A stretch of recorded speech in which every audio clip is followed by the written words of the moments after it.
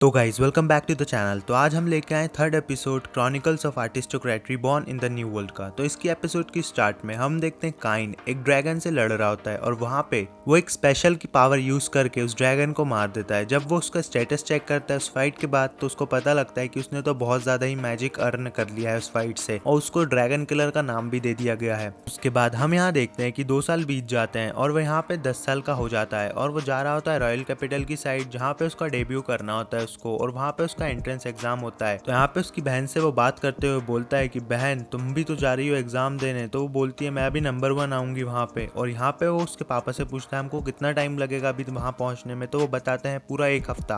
और वो उसको बताते हैं अगर कोई मॉन्स्टर नहीं आए तो ज्यादा जल्दी भी पहुंच सकते हैं। इतनी देर में हम देखते हैं काइन यहाँ पे देखता है कि मैं सेंस करके देखता हूँ कि कोई मॉन्स्टर्स आगे हैं कि नहीं। तो वो पाता है कि कुछ लोग यहाँ पे संकट में होते हैं और उनके आगे मॉन्स्टर्स होते हैं। तो वो उसके सिपाहियों से बोलता है कि पापा इनसे बोलो कि जल्दी आगे जाएं। पर वो फिर बताता है कि शायद ये उनकी मदद के लिए जल्दी नहीं जा पाएंगे। फिर काइन यहाँ कूदते हुए विंड मैजिक यूज करते हुए बहुत ज्यादा रफ्तार में आगे चले जाता है।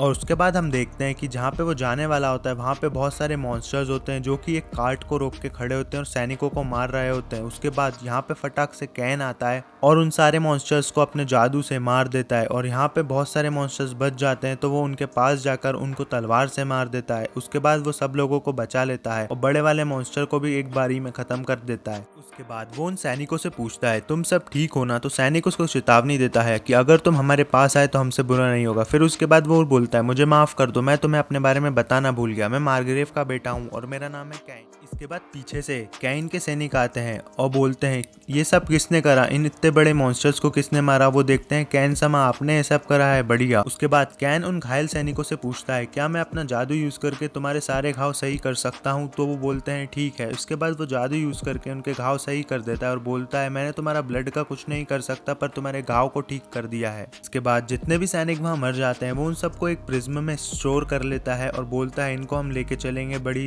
इज्जत और सम्मान के साथ। उसके बाद उसके पिताजी वहां आ जाते हैं और वो बोलते हैं ये तो महारानी की बेटियों का है। और वो देखते हैं कि वहां से 2 महारानी आती हैं जिनका नाम रहता है टेलेस्टिया और सिल। और वो बोलता है मुझे खुशी हुई तुम्हें देखकर, तुम बहुत ज्यादा सेफ हो। तो वो बोलती हैं धन्यवाद हमको बचाने के लिए। और वो उसको पहचान जाती हैं कि वो ग्राम 1 सिल्फोर्ड है।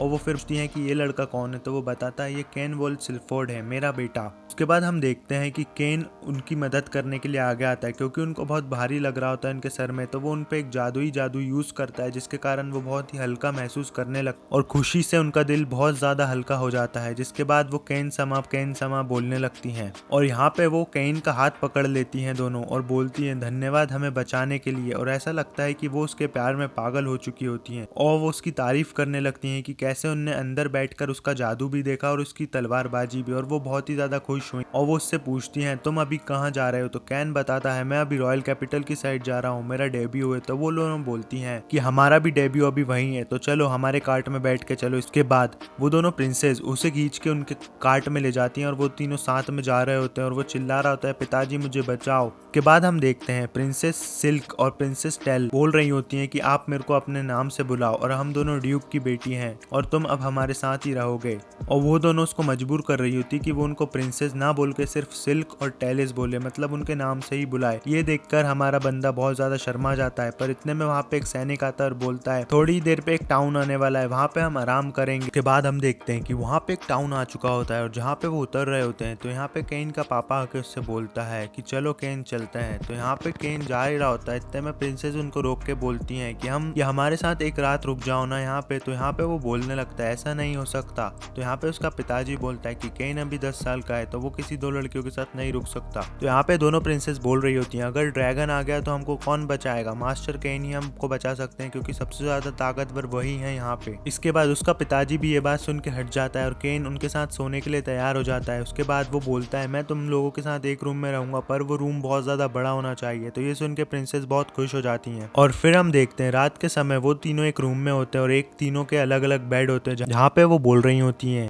कि यहाँ पर हमारे साइड में ही सो केन। तो वो बोलता है ऐसा नहीं हो सकता। तो वो दोनों उनका बेड खिसका के उससे चिपका लेती हैं और बोलती हैं अब हमारे लिए सब सही रहेगा और हमें अब किसी भी मॉन्स्टर से डर नहीं लगेगा क्योंकि हम आपके पास सो रहे हैं मास्टर केन। तो ये सुन के मास्टर केन बहुत ज्यादा चिढ़ जाता है और बोलता है अगर मैं तुम तीनों दोनों के साइड में सोऊंगा तो मुझे नींद नहीं आ पाएगी। पर वो बोलती है ऐसा कुछ नहीं है, चुपचाप सो जाओ। तो वो सो जाते हैं तीनों और सुबह हम देखते हैं कि मास्टर केन यहाँ पे अच्छे से नहीं सो पाता और उसकी आंखों के नीचे डार्क सर्कल आ जाते हैं, जिसके बाद वो सोचता है कि रात में इन लोगों ने तो मुझे सोना ही नहीं दिया। उसके बाद हम देखते हैं कि वो रॉयल कैपिटल पहुंच चुका होता है और जहाँ पे वो गाड़ी से उतरने वाला होता है तो एक सिपाही आता है और वो बोलता है मुझे खुशी हुई ये जान के कि प्रिंसेसेस आप सेफ हो। तो यहाँ पे वो केन को भी देखता है तो वो पूछता है ये कौन है। तो प्रिंसेस बताती हैं यही है मास्टर केन जिन्होंने हमको बचाया है। तो वो भी उसका धन्यवाद बोलता है और बोलता है मैं रॉयल गार्ड हूँ यहाँ का, आपसे मिलकर बहुत अच्छा लगा केन और धन्यवाद आपने इन लोगों की जान बचाई और मेरे मरे हुए लोगों को यहाँ वापस लाए। उनका परिवार भी उनका इंतजार कर रहा है। इसके बाद हम देखते हैं मास्टर केन को और उस सिपाही को। यहाँ पे वो बात कर रहे होते हैं उस मरे वाले सैनिकों की और वो रॉयल गार्ड बता रहा होता है कि इन्होंने कितनी जान पर खेलकर अपने परिवार को निछावर कर दिया और परिवार से बहुत ज्यादा दूर हो गए, ऐसे सिपाही धन्य है। तो यहाँ पे केन जा रहा होता है तो वो गार्ड बोलता है कि अभी तो आपको किंग से भी मिलना पड़ेगा। तो वो ये देख के हैरान हो जाता है केन की मैं तो अभी आया हूँ, किंग से मिलकर मैं क्या करूंगा। के बाद हम देखते हैं कि किंग